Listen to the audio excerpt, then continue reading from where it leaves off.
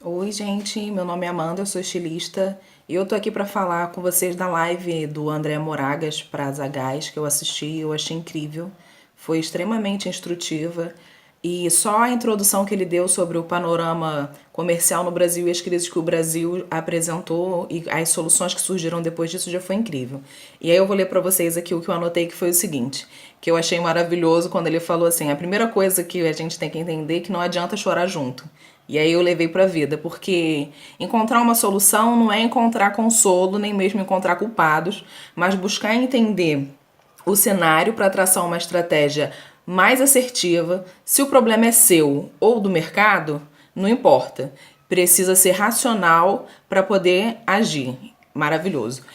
E não tô aqui para fazer amigo, porque é uma frase polêmica, não é? Mas é extremamente realista.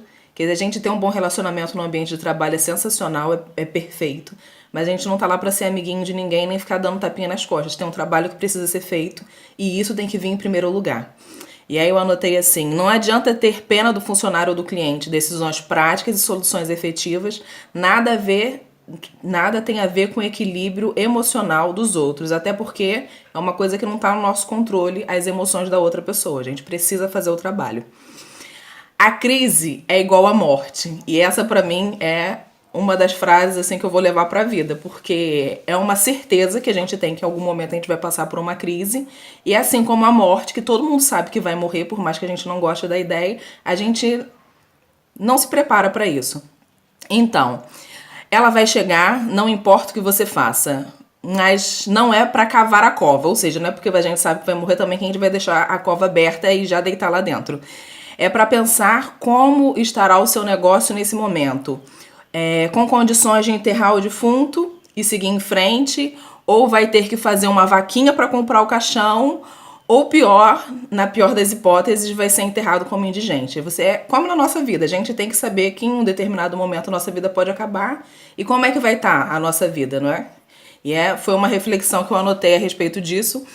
E a última anotação a respeito do que ele estava falando dessas dicas foi sobre o mundo nunca mais será o mesmo, porque não vai ser, porque não adianta. Toda crise traz mudança, até porque uma mudança real e efetiva, ela não se gera espontaneamente. A gente não muda assim porque a gente quer mudar. E não espere que tudo será como antes. Não será. Nada que foi quebrado, mesmo que seja colado ou remendado, jamais será da mesma forma. Então, apesar de todos nós estarmos torcendo para essa crise passar o mais rápido possível, o seu negócio, o meu negócio, a nossa vida, ela nunca mais vai ser a mesma e a gente tem que estar preparado para isso. E pensar nesse cenário. E aí uma colocação que ele fez sobre o cenário de trabalho que eu achei incrível é que assim, muitas vezes a gente pensa num cenário e a gente corre atrás daquele cenário porque é o ideal. Só que um cenário de trabalho, ele não é um sonho. Não é porque eu quero que a empresa siga um determinado trajeto que tudo vai acontecer como eu quero. Eu preciso pensar nas adversidades do caminho e principalmente nas situações em que eu não vou ter capacidade total ou parcial de resolver e como é que eu vou me preparar para poder solucionar isso de alguma forma, se eu puder, ou pelo menos amenizar. E aí me fez refletir porque muitas vezes quando a gente fala de crise, a gente simplesmente não quer que ela chegue, mas a gente não toma nenhuma iniciativa eficaz para evitar ou pelo menos, né, nos manter de pé durante essa situação. E não adianta a gente não se preparar para isso.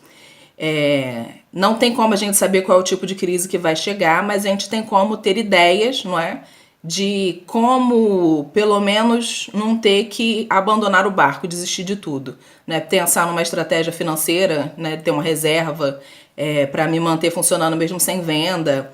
Pensar em estratégias de comunicação, novas estratégias de relação com o cliente que não seja necessariamente venda, porque não vai adiantar no meio da crise eu desaparecer e depois achar que a minha marca vai voltar para o mercado normalmente.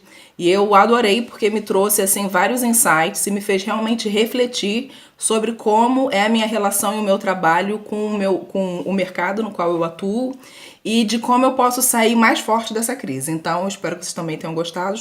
Um beijo.